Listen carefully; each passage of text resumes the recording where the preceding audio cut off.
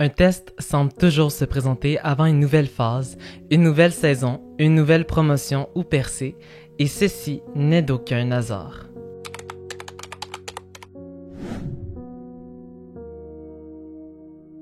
Allô la famille de Dieu, je m'appelle Jérémy, j'ai 23 ans et je suis chrétien.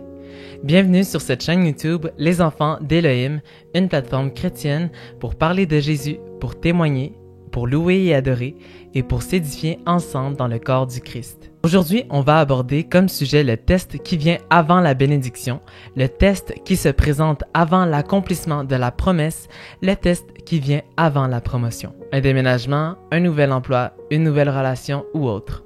Et plus précisément, on va plonger dans la prise de conscience du test pour reconnaître sa présence, puis finalement le passage de ce test. Car l'objectif au final, c'est de remporter les épreuves que Dieu nous envoie ou permet d'arriver dans notre marche avec lui.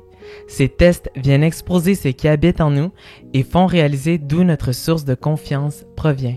Contrairement à ce qu'on peut penser durant ces temps d'adversité, ils ne sont pas là pour nous punir ou nous enfoncer, mais pour nous élever. Une des phrases que j'aime bien me rappeler est que parfois, Dieu vient nous isoler pour pouvoir nous élever. Alors ma prière pour toi est que cette vidéo puisse te démontrer que ces temps de solitude et de découragement que tu traverses n'est pas une punition de Dieu, mais plutôt une opportunité de sanctification pour te préparer à recevoir cette grande bénédiction pour ta vie. On reconnaît le test lorsque sa présence exige une foi ferme et décisive. La liste des gens qui ont été testés dans la Bible est très longue. Certains ont échoué à leur tâche, comme Jonas qui avait été envoyé par Dieu à Ninive pour inviter la ville à se repentir, mais qui se retrouve au final à s'enfuir dans la direction opposée. Par un bateau, il s'échappe de la parole de Dieu vers Tarsis, mais Dieu se trouve sur son chemin et lui envoie une violente tempête et un gros poisson pour l'avaler. D'autres, comme Abraham, ont réussi leur test avec d'excellentes notes.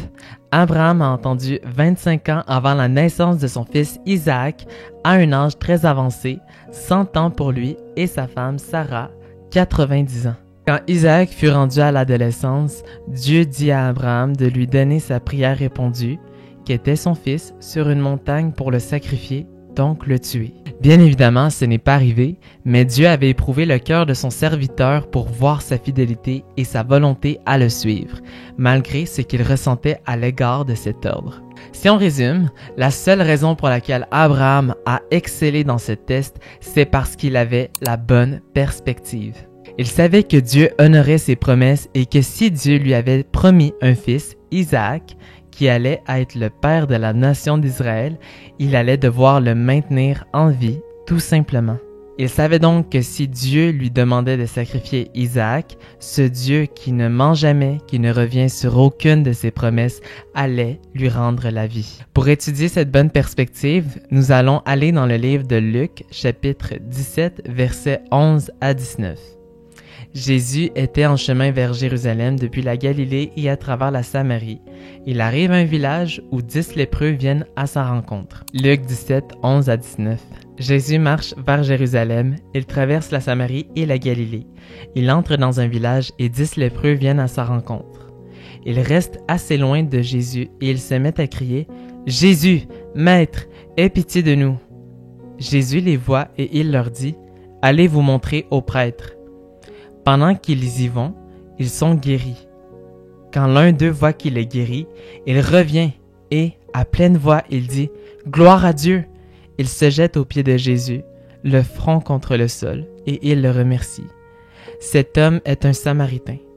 Alors Jésus dit « Tous les 10 ont été guéris, et les 9 autres, où sont-ils? Parmi eux tous, personne n'est revenu pour dire « Gloire à Dieu !»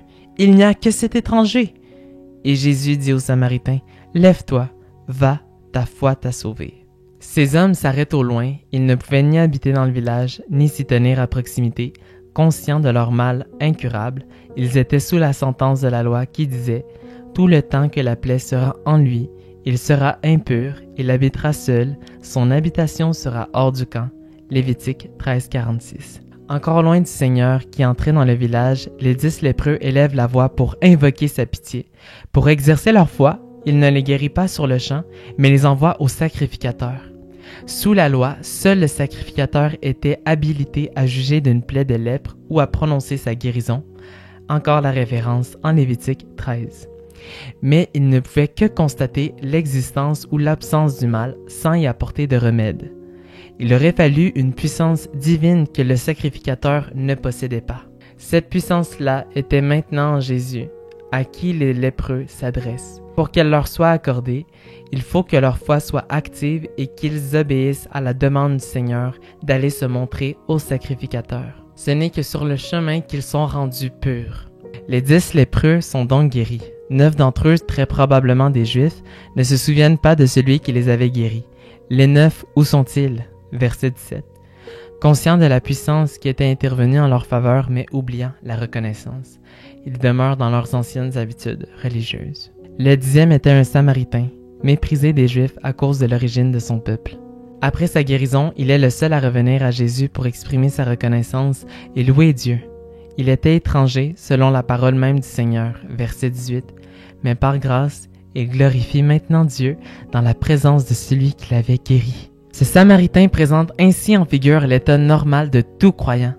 Par nature, étranger aux alliances de la promesse, comme en Éphésiens 2:12, il est lavé de ses péchés par le sang de Christ pour devenir adorateur du vrai Dieu. La femme samaritaine, en Jean 4, et le lépreux samaritain, en Luc 17, comme on vient de lire, entrent ainsi dans le plan parfait de Dieu de se constituer un peuple d'adorateurs. Le lépreux guéri se jette sur sa face aux pieds de Jésus, donnant en cela gloire à Dieu. Les 9 lépreux n'ont peut-être pas cru au salut dans leur cœur au-delà de la guérison de leur terrible maladie. Tout est différent pour le Samaritain. Il voit qu'il est guéri de sa lèpre, verset 15, mais lorsque le Seigneur le renvoie en paix, il possède l'heureuse assurance d'être sauvé. Verset 19. Le test pour les lépreux était de marcher vers leur délivrance par le sacrificateur qui était à un endroit saint, où ils n'avaient pas accès, où leur présence était interdite et où leur foi devait se mettre en action.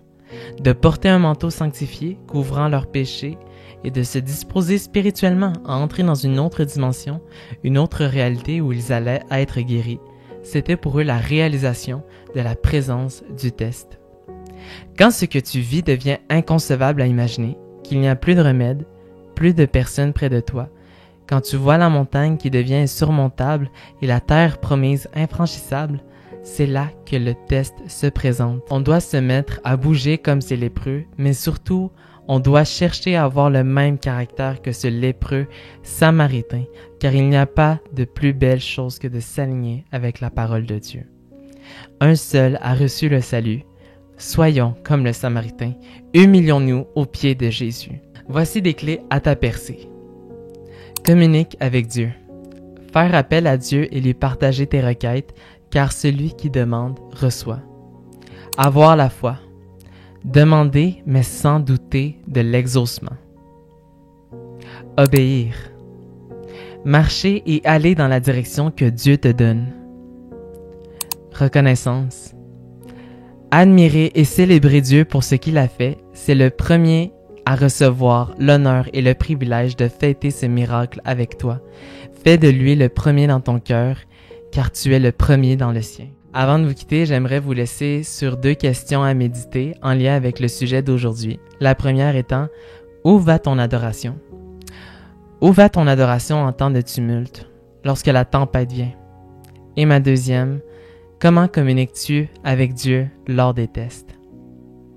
C'est tout pour moi, c'est tout ce que j'avais à cœur pour vous, la famille LM. Soyez bénis et on se retrouve dans une prochaine vidéo.